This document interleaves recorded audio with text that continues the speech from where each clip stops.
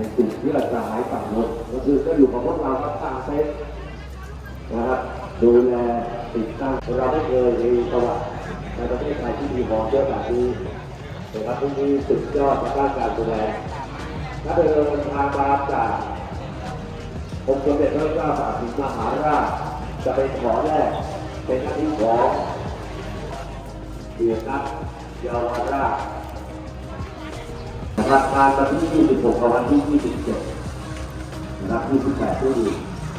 นะครับ28ระบบราคาปกตินะครับเพราะว่าทางราชการรัฐได้มีพิธีนะครับ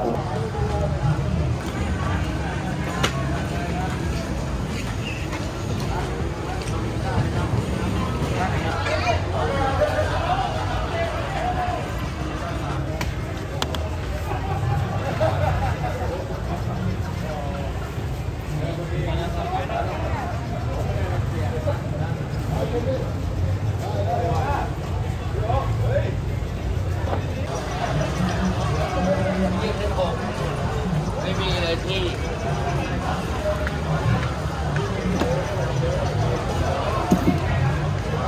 หลบที่2 3 4 5 6 7 8 9ทดสอบ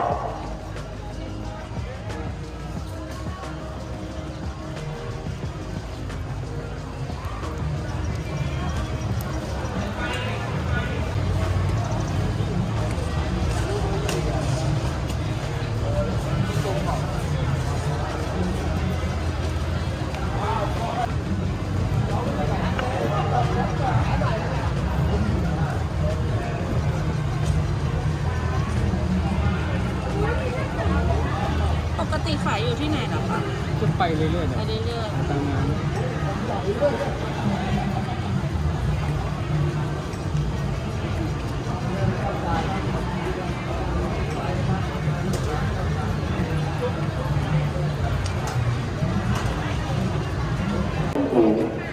ะครับที่เราติดตั้งถนนเองนะครับทางด้านหัวที่เราต้องติดตั้งก่อนนะครับก็คือที่ว่าประมาณปี4 ปี 5แล้วนะครับก่อนที่จะถนนเสร็จเพราะว่าต้องทำให้ขายก็ทุกคนต้องเดินทางเข้ามาเราเข้าใจเราได้รับความอุปถัมภ์นะครับโดยทีมงานของพี่ๆนะครับจะเป็นทีมงานของ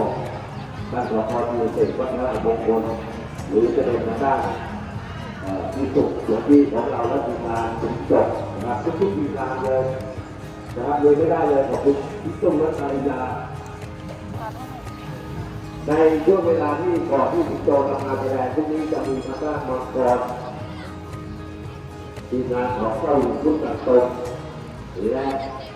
การติดต่อที่มาทำแสดงเราที่สองที่เราจะเลือกที่ให้ทางด้านนะครับขอบคุณที่เทศกิจก็ขออนุญาต ทางด้านพื้นที่นะครับขอบคุณที่งานเขตทางด้านเขตคลองสามกรุงเทพมหานครเขตธนบุรีคณะกรรมการกิจการสภากรุงเทพมหานครปีนี้เรามีเต็นท์นะครับเพื่อเชิดพระเกียรติขอบคุณที่ยุทธและเดินทางมานะครับสีดีเรียกบุญความบริสุทธิ์นะครับถ่ายทอดไปตลอดงานอย่างเยอะนะครับหน้าหมายประสบการณ์นะครับวันนี้เป็นหน้าที่ของทีมงานนะครับการแสดงนะครับเป็นวันแรกหน้าที่ของทีมงานการแสดงของมังกรที่กบนะครับการแสดงมังกรหลังจากที่ตอนรับผู้ว่านะครับเสร็จของนักการโต๊ะการระบบการแสดงมีเสียงวันนี้การรับของคุณบงจัดเต็ม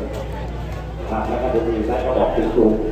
ๆให้ดูกันด้านซ้ายก็ทำจุดรับไฟเยอะ ร้อนไหมหนาว เพราะว่ามันเป็น ร้อน ชุด ครับ ขนาดจำทดสอบเสียงแต่พวกนี้เป็นชุดใหญ่ครับแล้วก็ที่ ทำใหม่ใช่ไหม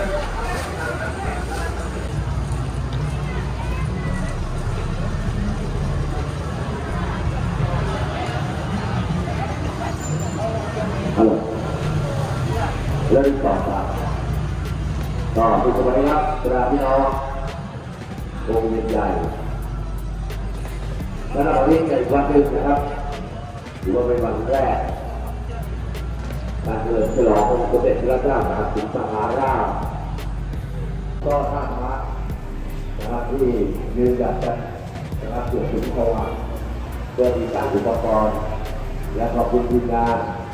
นะครับกลุ่มสหายนะครับกลุ่มเพื่อนสหายสังคมนะครับ